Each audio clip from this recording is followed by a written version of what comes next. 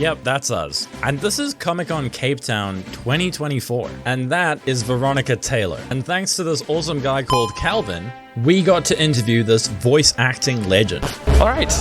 Hi, Veronica. Hi. I'm here at Comic-Con with Veronica Taylor, the voice of Ash Ketchum. Veronica, how are you enjoying the convention so far? It sounds fake, but I'm having the time of my life. It's been amazing. My daughter and I have seen some bits of downtown Cape Town. We've gone on a boat to see the sunset. We've had the most beautiful views of Table Mountain. We have some days after to do a little bit of sightseeing, so I'm looking forward to that. Do you know what kind of things you're sightseeing? Well, we've been to a winery already, and so I'm looking forward to more wine and cheese. The cheese was extraordinary.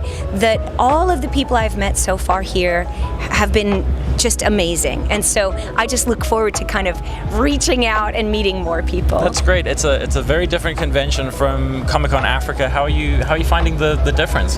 I think the people are the same. Everyone is very exuberant and excited. We all do talk about Pokemon a lot. We talk about so many other things. Everyone loves where they live, so we talk about that. I do think that the pace is a little bit different here, so we have a little bit more time to chat. So that's been great. What's been some of your favorite fan interactions that you've had so far?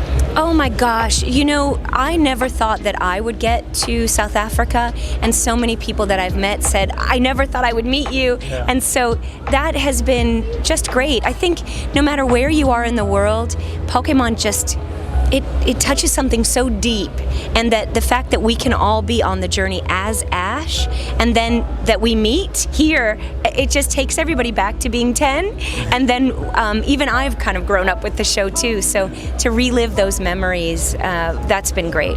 So talking about reliving the show, you're doing a podcast, the Trainer's Guide podcast. That's right. And as you've been rewatching the episodes, which episodes have you really enjoyed rewatching again? Wow, every one. I was pregnant with my daughter for the whole first season, so she's never seen any of the episodes. And then when you dub something, you only see your lines. So for the most part, all of these episodes, I've only seen Ash's lines. It's all new to you.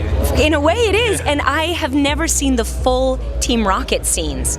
So they, I think, are the stars of the show, really. They're so funny, and just the way everybody kind of works together, how harsh Ash is to Misty, so funny. And yet I always thought he was kind of nice. I didn't realize it was so bad. Yeah, he's got some good one-liners. He really does. Yeah. Amazing. And so we've been having a good time and laughing so much. I will admit that when we started out, I thought, this is like going to jail, to have to watch myself in the show and watch this. It is the opposite. It is so fun and so freeing to just sit down and watch Pokemon a couple times. Sometimes we're like, we should probably watch it again. Just so we get all the jokes, and it's been really great. Are there any exciting upcoming projects that you're working on that you'd like to share? Yeah, I never remember what titles of things I'm doing, but I post it on social media. But I'm doing a lot of audiobooks. I have some cartoons, some video games, and some anime. So, that's a bunch of things. But I record sometimes where I am in a hotel. We do our podcast on the road. I have a lot of things that I do like once a month. I can do that while I'm traveling or when I get home. So that's why I'm always like in a jumble. I'm working, and then I'm sightseeing, and then I'm talking to people, so I don't remember names that well. Great. And I also don't know when anything comes out. I usually find that out through social media, and then I can talk about it. What have been some of your favorite projects that you've worked on in the past that people might not know about? One of my favorite animes was Slayers. I was working on that when I was cast in Pokemon.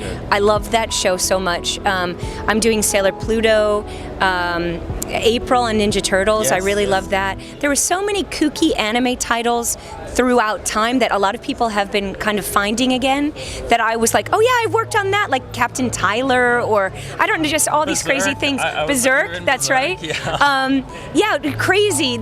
And there's so many. I worked on Word World, which is a show that everything is made up of the letters in the name. Like I played Sheep, which is made up of SHEEP. That's her whole body. It's so clever. The music was really great, and it really did help kids learn how to read. Yeah. So that kind of stuff that you can enjoy and learn from, like Pokemon, really, I love that kind of stuff. So that's something that most people don't know I worked on. What advice do you have for people that would like to start voice acting?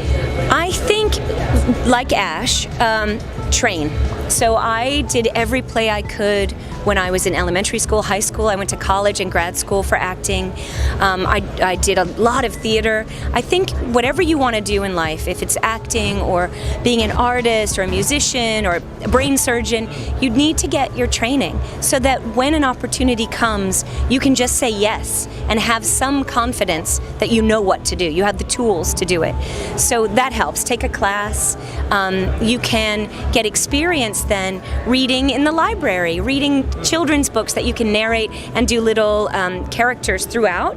That's a great way to get experience. I think it's good to have a demo that showcases what you do, maybe a minute or a minute and a half long, that you can do your animation voices and your commercial voices on a separate one, but have something that showcases you. Yeah. And then network. I mean, here we are at Comic-Con Cape Town, and there's so many people to meet, people who are like-minded. You might draw, I might do voices, we work on something together just because we met here. So networking is a way to make friends, and also I just read today that your social networks actually help your brain function into your later years. Really? So working together, meeting people, actually helps your brain. So that's another reason to do it. That's a very good reason to do it. So that's training, get a demo, and network. Network. That's the best Networking thing. is very important. It is, for your brain and your body.